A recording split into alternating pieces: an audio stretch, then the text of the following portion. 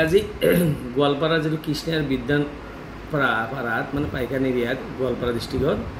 যি উচ্ছেদস্থলীত যি ধৰণে আৰক্ষীৰ গুলীত এজন ইতিমধ্যে নিহত হৈছে আৰু কেইবাজনো আহত আৰু আমি বিভিন্ন যিটো সংবাদ মাধ্যম আমি দেখা পালোঁ আজি যোৱা কিছুদিনৰ পৰাই গোৱালপাৰা ধুবুৰী আপোনাৰ লখিমপুৰ বিভিন্ন জিলাতে কিন্তু অসম চৰকাৰে উচ্ছেদ চলাই আছে এটা অমানৱীয় উচ্ছেদ এই বিষয়ে বিভিন্ন সময় কৈ আহিছোঁ কিন্তু আজি যিখিনি আমি সংবাদ মাধ্যমৰ জৰিয়তে গম পালোঁ যে তাতে যেটো এই উচ্ছেদিত লোকসকলক প্ৰথম উত্তেজিত কৰা হৈছিল কাৰণ তেখেতসকলে যেটো তিৰপালৰ তলত আছে বৰ্তমান সেই তিৰপালখিনি ছিঙি পেলোৱা হৈছিল আৰক্ষীয়ে ছিঙি পেলাইছিল যাৰ পৰিপ্ৰেক্ষিতত উত্তেজিত হ'ল ফায়াৰিং আৰক্ষীৰ গুলীত ইতিমধ্যে এজন নিহত হৈছে কেইবাজন আহত হৈছে গতিকে এই আৰু যেটো আপোনাৰ ডিএফও জনেও কোনোতো ভাবুকি দিয়া এটা ইতিমধ্যে বিষয়টো গম পোৱা গৈছে যে ফোনত ভাবুকি দিছে এই সম্পূৰ্ণ বিষয়টো এটা কথা কিন্তু স্পষ্ট হৈছে যে উচ্ছেদিত লোকসকলক উত্তেজিত কৰাৰ বা এই যে আজি যেটো ইনসিডেন্ট হয় ইনসিডেন্টটো যেটো আপোনাৰ আৰক্ষীৰ গুলীত এজন নিহত হ'ল কেইবাজন আহত হৈছে আৰক্ষী আৰু তাৰে বন বিভাগ মানে বন বিষয়াজনে তাতে ৰাইজক উত্তেজিত কৰাৰ এটা পূৰ্ব পৰিকল্পিতভাৱে আজি যেটো ঘটনা সংঘটিত হৈছে তাৰমানে বিভিন্ন এৰিয়াত ইতিমধ্যে কিন্তু উচ্ছেদ হোৱাৰ পিছতো মানে উচ্ছেদ হৈছে তেনেকুৱা প্ৰতিবাদ কৰা নাই যাতে মানুহ উত্তেজিত হোৱা নাই আৰু সমগ্ৰ আজি যেটো ঘটনাটো মানে উত্তেজিত কৰাৰ ক্ষেত্ৰত আৰক্ষী আৰু বন বিষয়া বন বিভাগ বিষয়াসকলে ইয়াত কিন্তু মুখ্য ভূমিকা পালন কৰিছে গতিকে আমি এতিয়াৰ অসম ৰাজ্যিক সমিতিৰ তৰফৰ পৰা এটা দাবী উত্থাপন কৰিব বিচাৰিছোঁ সমগ্ৰ বিষয়টো হাইকোৰ্টৰ চিটিং জাষ্টিছৰ অনাৰেবল হাইকোৰ্টৰ চিটিং জাষ্টিছৰ দ্বাৰা এটা ইনকুৱাৰী কমিশ্যন বহাব লাগে ডিটেইল জাষ্টিছ নহয় চিটিং জাষ্টিছ হ'ব লাগে আৰু এই বিষয়টো আজি যি ধৰণে অমানৱীয় উচ্ছেদ চলাইছে অমানৱীয় এটা হত্যাযজ্ঞ চলাইছে অসমৰ মুখ্যমন্ত্ৰী নিৰ্দেশতে চলিছে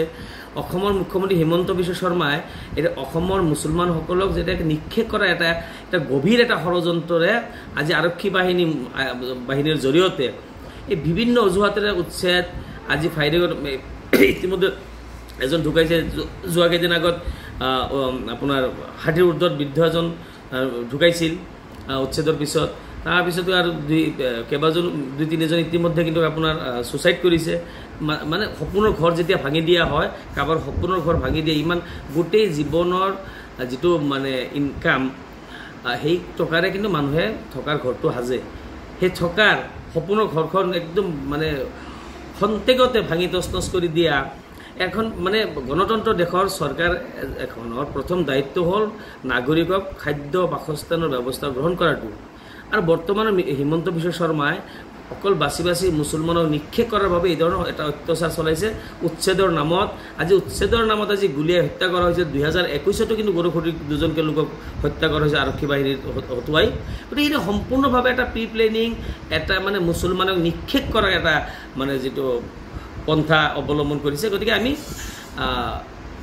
এই বিষয়টো লৈ অসমৰ মানৱ অধিকাৰ আয়োগ